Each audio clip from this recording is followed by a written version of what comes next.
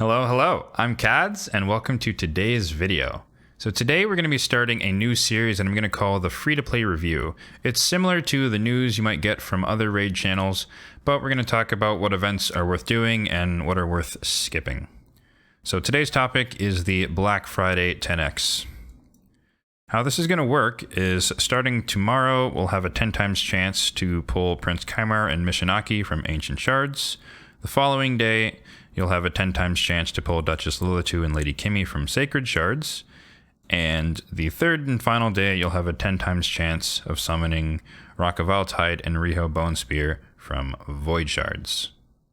Now, it's worth bearing in mind that this is a 10x, therefore you will have the standard base rates for pulling legendaries. And it also does coincide with CVC. Worth noting, though, that CVC lasts for 48 hours, and the 10x's last for 3 days, therefore the last day with the voids will not be part of CVC. And the main bonus you get during CVC is here in the champion objectives, where if you pull a legendary you already have, you can get 10,000 CVC points. And if you get lucky and you pull a new legendary, you actually double dip and you get credit for both a new legendary and a legendary champion for a total of 30,000 points. So even though 10x's are pretty standard for CVCs nowadays, what makes this one special for Black Friday is actually the champion quality. So we're going to go through the kits and show what you could possibly get if you do decide to pull. So we have first off Prince Kaimar. On the A1, it's an AoE attack. You can place a poison if it's critical. But he's more well known for his A2 and his A3. His A2 here removes all buffs from all enemies and puts a sleep on them for 1 turn. 3-turn cooldown, and of course Seal of Magic, which fully resets the cooldowns of all your ally skills and fills turn meter by 20% on a 6-turn cooldown. We also have Mishinaki, who is Shadowkin, defense based. One of the newer champions. On the A1, he has a 50% chance of placing an HP burn for 2 turns, really solid. A 60% chance, 60% chance when booked. On the A2 is an AoE attack that can place decreased defense, 100% chance, and it can also place decreased attack if enemies are under Hex, which is perfect because his A3 attacks all enemies 2 times, where the first hit removes all buffs from each target and the second hit places Hex. And the best part about his kit, in my opinion, is that he has a 50% chance, similar to Cardiel, but a 50% chance to ally attack when your allies attack someone under a Hex debuff. It also has a ally defense percentage in all battles aura. And Kaimar has a speed in arena battles aura as well, which helps him be excellent. So we also have Duchess Lilitu, the bane of everyone's arena experience. On the A1, has a chance of placing a shield, double hitter. Definitely seen that before. We have Shroud of Souls, her A2, where she places block debuffs, increase attack, and perfect veil on all allies except this champion for 2 turns. Makes her the only one you can attack. And of course, the Revive Spectral Rebirth on a 4-turn cooldown that places a veil on the revived allies and continuous heal. She also has the ridiculous passive Ethereal Ways that reduces damage from AoE attacks, and a speed in all battles aura by 19%. We also have Lady Kimmy, who, if you watched my previous video, we actually pulled her, and I'm extremely happy about that. On the A1, she attacks one enemy with the highest turn meter, and then she also hits a second target with the highest turn meter. After that, it can hit the same person twice, and it can reduce their turn meter a little bit. On her A2, Flurry of Petals, she attacks all enemies, places decreased accuracy, decreased speed, and can also reduce turn meter by 15% on a 3-turn cooldown. And on a 4-turn cooldown, she removes 1 buff from each enemy, 75% chance to place block buffs for 2 turns, and then also fills ally turn meter by 50% and places increased accuracy and increased speed on all allies.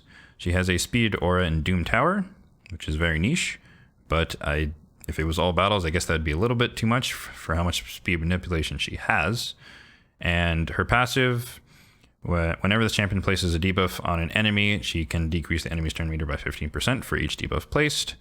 And whenever this champion or an ally receives a debuff, it fills their turn meter by 5% for each debuff received. So she can really cut in Arena.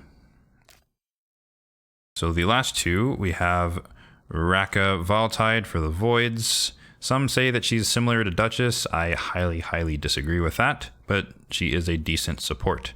So on the A1, she can heal an ally with the lowest HP by 10% of her max HP, which is what you want because she can be built with a lot of HP. She has a 3-turn full cleanse on her A2 and places a shield based on her max HP for 2 turns, which is also what you want. And on the A3, she can revive all dead allies with 50% HP and 50% turn meter with block debuffs on all allies. Now the trap here is that on auto, she will use this whenever, so she's a lot better on manual when you can control whether or not you want to revive your allies, but it is a effective block debuffs on all allies as well. And she does have a passive where at the start of each turn, she'll fill turn meter of all allies by 10%, and she will also place continuous heals. With a speed aura in all battles by 19%. And lastly, we have Riho Bone Spear. And similar ability here, where on her A1, she will place continuous heals on allies with the lowest HP. She places every debuff under the sun on her A2 on a single target on a 3-turn cooldown. And she has a full cleanse with block debuffs for 2 turns. And she also heals them by 35% of their max HP, plus 5% for each debuff removed.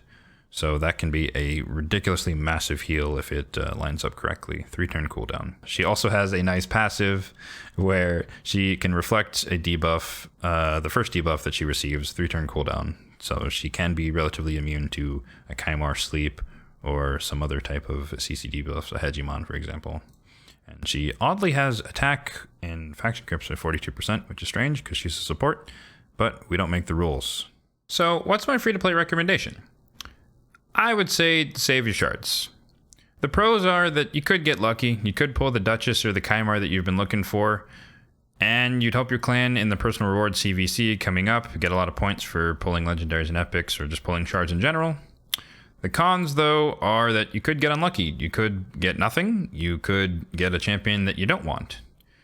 I went ahead and calculated all of the legendaries in the game and put them into their respective pools to kind of demonstrate what a 10x actually means in practicality. So for ancient shards, you have about a 7% chance for a single 10x to pull the legendary that you want. If it's a double 10x like the one we have, it goes down to 6.5% chance to pull the legendary that you want, but you do have a roughly 13% chance to pull either of them. If it's a triple 10x, it goes down even further, 6% chance to pull the legendary that you want, but up to 18% chance to pull any of the 3. Similar story for sacred shards, but there's slightly less legendaries in that pool. But for voids is where it gets good, where you have about a 1 in 5 chance or a 20% chance to pull the legendary that you want for a single 10x. For a double 10x like the one we're going to have, you will have a 17% chance to pull the legendary that you want, and up to almost a 35% chance to pull either. And for a triple 10x, you'd have about a 15% chance to pull a legendary that you want, and almost a 45% chance to pull any of them. So voids can be a really great return during 10x's to get legendaries that you might want. But you do have to pull them, and you have to get lucky that you pull a legendary at all. It's also worth noting that there is no Summon Rush or Hero's Path, so you can't double dip your rewards, so you can't get a legendary tome along the way or anything like that. And there's also the Christmas Fusion looming in the background that's about a month out, so if you want to save your shards for that, I would also, again, recommend saving your shards and not pulling for this. Alright, so this has been the free-to-play review for the Black Friday 10x summoning events.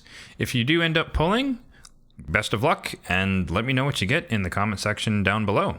If you do enjoy this type of content, then feel free to like the video and subscribe to the channel for more. There will be more reviews in the future.